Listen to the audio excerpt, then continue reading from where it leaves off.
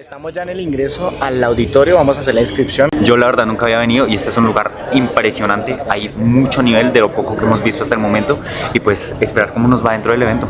Julián, estamos preparados para ver los paneles, los talleres, todo, ¿cierto? Claro. Bueno, Julián, ¿quién nos ha invitado a este evento y por qué el colegio fue escogido precisamente? Bueno, pues fue por un contacto que tenemos aquí en el colegio que, pues como ustedes lo vieron, fue Alejandro Medina, uno de los expersoneros del colegio del 2016, y este evento lo está organizando una organización llamada Movilizatorio. Juliana Uribe Villegas fue la organizadora, es la organizadora de este organizadora del evento. Nos hicieron esta invitación al colegio precisamente para estar acá en la Universidad de los Andes a hablar de inteligencia artificial y de aplicación en los colegios. Vamos a aplicar ahí diversos foros, vamos a tener nuestra hora de almuerzo y luego de esto vamos a poder participar ya directamente en los talleres. Entonces, es un evento muy grande organizado por personas que de verdad, o sea, son expertas en los temas. Después esperar qué pasa.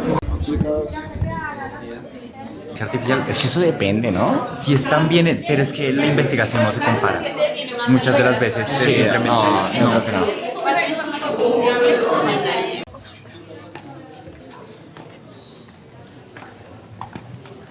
Estamos dando inicio a la tercera edición del Foro de EduMedia, un evento organizado por Movilizatorio. Este año tenemos un lema, conectando ideas para un futuro informado. Bueno, yo les agradezco mucho, se me acabó el tiempo, ¿sí?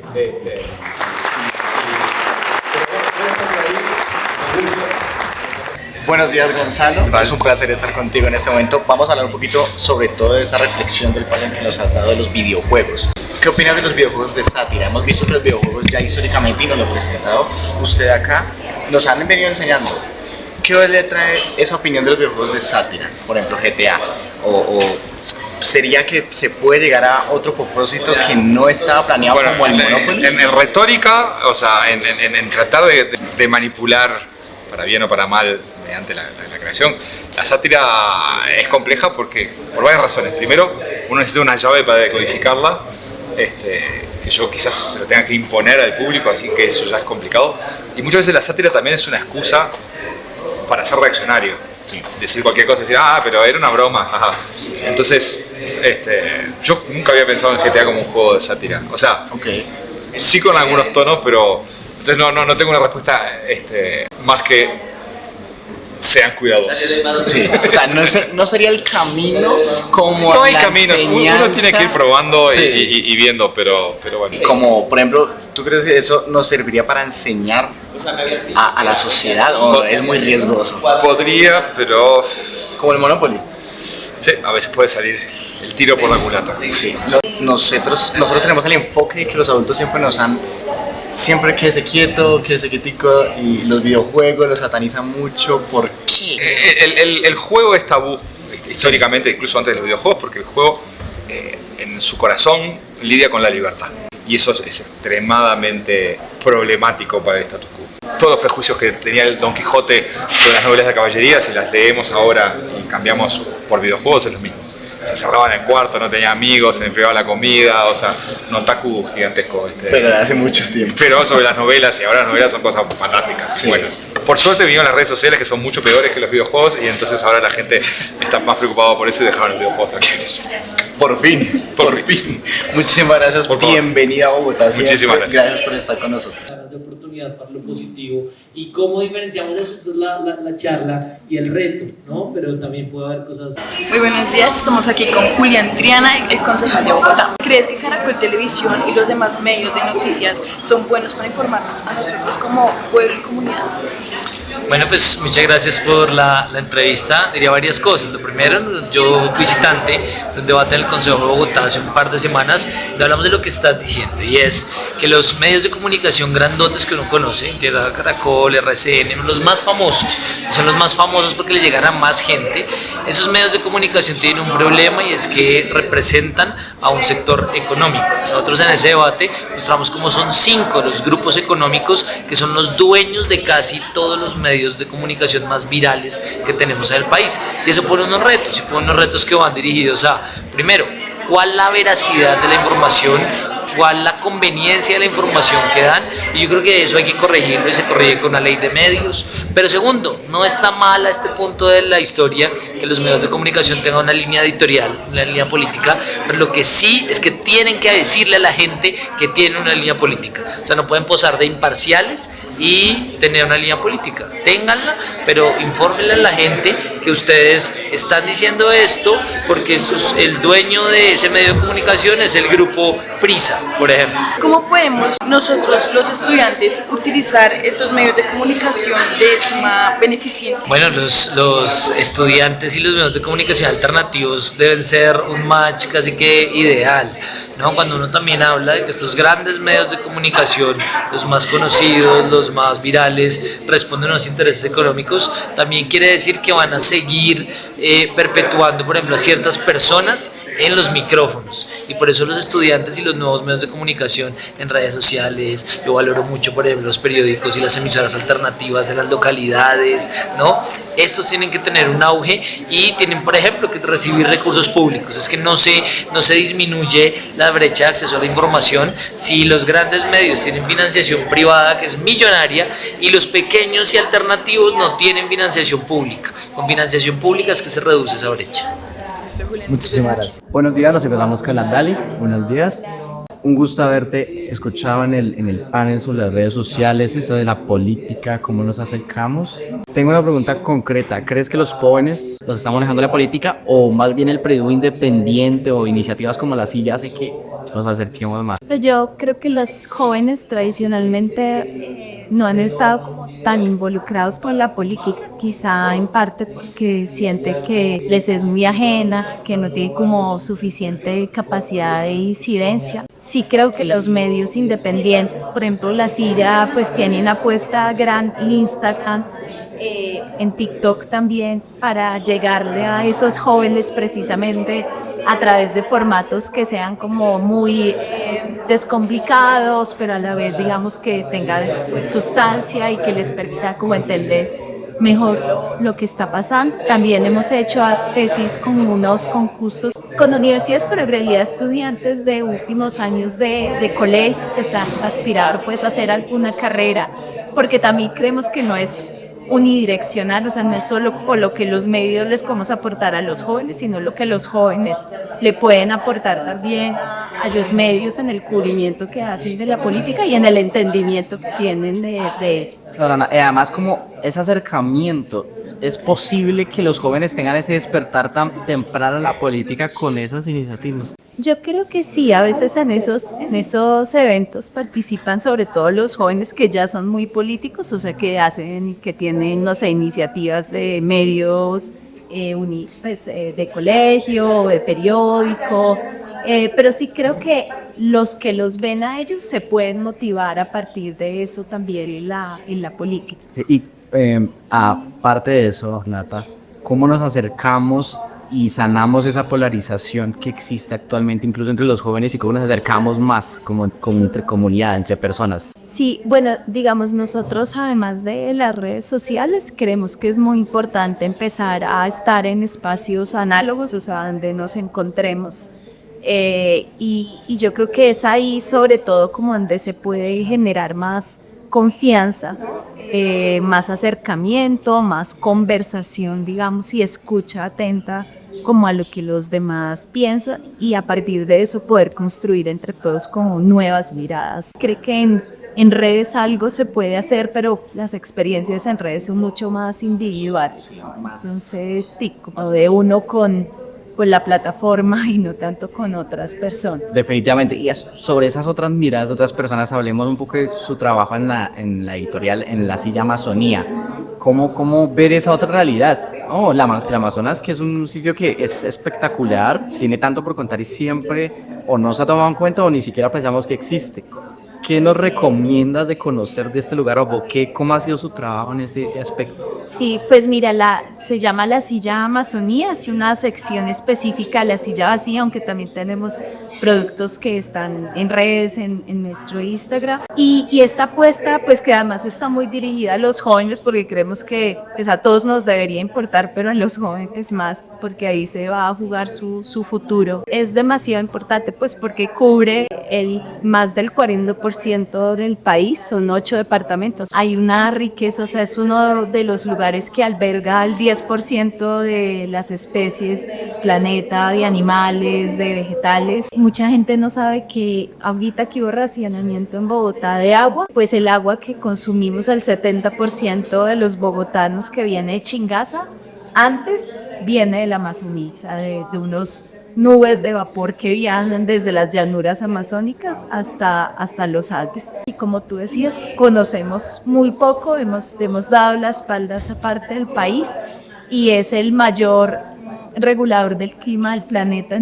Es muy importante conocer los riesgos, o sea, las amenazas que enfrenta la deforestación, por ejemplo, generada por la ganadería, por los cultivos de coca de uso, pero también la riqueza que hay allá para que entendamos qué es lo que hay que defender. Nata, genial. ¿Algún mensaje corto para los jóvenes que nos están viendo? ¿Alguna motivación de creer, de ser crítico? Sí, yo creo que es muy importante que se involucren en la política, entendida como el ejercicio del poder. Me parece que ahorita en el evento había un concejal que es muy joven, que hizo su campaña de manera independiente y que muestra, digamos, que hay otro tipo de personas que pueden llegar al poder. Los jóvenes tienen que hacer control a quienes toman las decisiones en este país y sobre todo en temas medioambientales y de la Amazonía, les tienen que exigir pues que tomen las decisiones responsables a los políticos y a la ciudadanía. Nata, muchísimas gracias. Gracias a todos.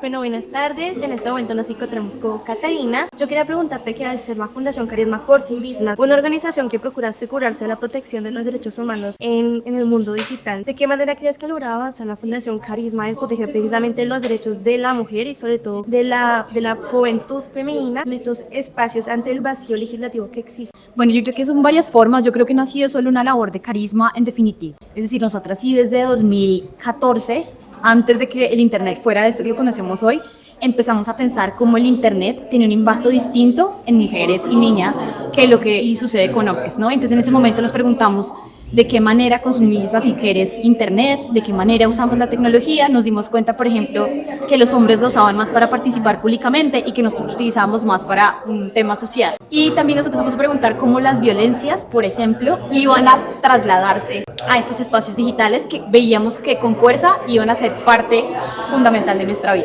Entonces yo te diría, nuestro impacto ha sido, uno, estudiar muy bien cómo se ve esa violencia, cómo impacta, aprender a diferenciar algunos tipos de mujeres, las mujeres públicas, por ejemplo, las mujeres rurales, y luego proponer soluciones tanto de policy, es decir, en el Congreso, por ejemplo, estamos ahora acompañando técnicamente un proyecto de ley, también tratando de complementar soluciones que se proponen, y lo otro que también hemos hecho es generar consejos de seguridad digital dirigidos específicamente a los temas de género, ¿no? A evitar violencia de género, a cómo hacer sexting seguro, ese tipo de cosas, es un poco lo que hemos hecho.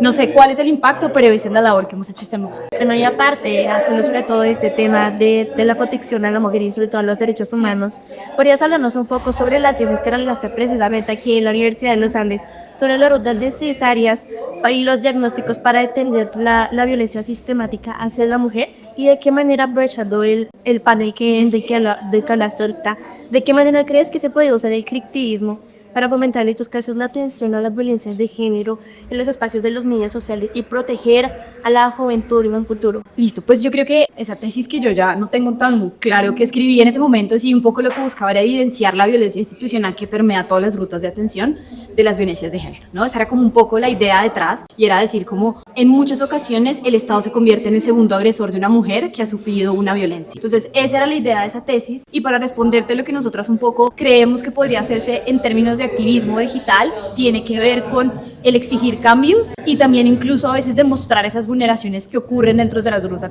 de atención. Es necesario que las personas seamos conscientes de que en algunas de esas instancias las autoridades pueden cometer prejuicios de género, ¿no? Y juzgarnos, entonces decir como esta no es una suficientemente buena víctima porque no está llorando. Ese tipo de prejuicios que están constantes a lo largo de la ruta de atención creo que puede ser cuestionados en redes sociales, y que eso generaría también como una suerte de conocimiento público para que empecemos a cuestionar ese tipo de comportamientos. ¿Qué hago con la educación climática en la primera infancia? ¿Desde dónde enseño cambio climático? ¿Desde la educación inicial Soy Mariana Asa, en este momento nos encontramos con Natalia Ucros. Algo que resaltó mucho la exposición de Natalia fue que el hecho de la educación en los niños. En este sentido, la educación en los niños es muy sencilla, muy básica a lo que verdaderamente es el cambio climático. ¿Cómo le explicarías tú a los niños lo que verdaderamente es el cambio climático?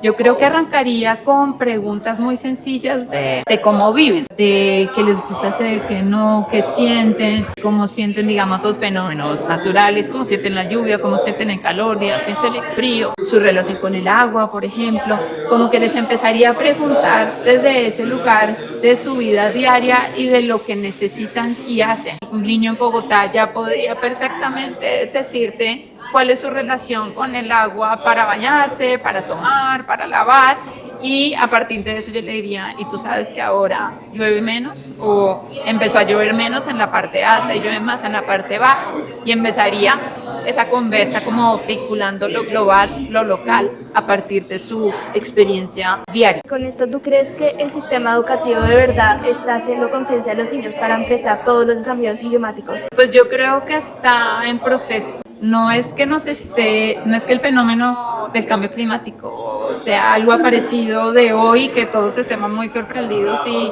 no supiéramos nada, pero sí es algo complejo y que hemos tenido que ir aprendiendo a vivir con él hoy, pero también a vivir un poco con la incertidumbre del futuro y a enseñarle a otros a enseñar. Quizás, y no está mal, arrancó enseñándolo desde las ciencias naturales, desde el pensamiento científico, pero se dieron cuenta que ese no es el único lenguaje, que están las otras áreas. Los profes comenzaron a hacerlo de la base, digamos, no se esperaron como a que las políticas nacionales o locales se lo dijeran, sino que lo empezaron a hacer desde abajo, pues porque los fenómenos están abajo y las preguntas están abajo. Entonces empezaron, y yo creo que ahorita estamos llegando a un punto en que tanto las políticas como las acciones se van a unir. Entonces estamos en el camino. Gracias, Gracias. Gracias. Bueno, muchachos, oficialmente acabamos de salir ya de la zona de los paneles. Vamos en este momento a almorzar. Hola a todos. A la media hora. Vamos a subir a Monserrate. Muchachos, próximo vlog, subiendo a Monserrate. En radio. Vamos.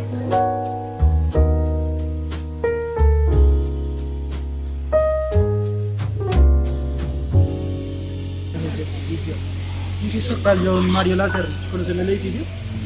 Es pasando como un nivel, pero es como pasando en la plataforma. Vean.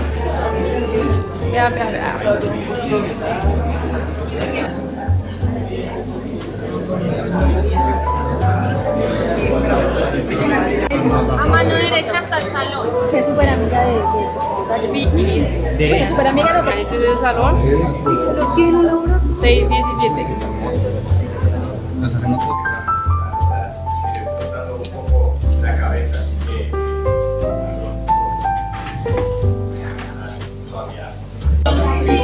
A menos que tú quieras hacer. No, es que si literalmente va a arrojar, claro. ¿Qué harías si alguien te pide que les creas inteligencias artificiales de manera muy simple o muy literal? Por ejemplo, nosotros hicimos un ejemplo con varias inteligencias. Preguntamos, dame una imagen de una persona exitosa. En todas puso un hombre.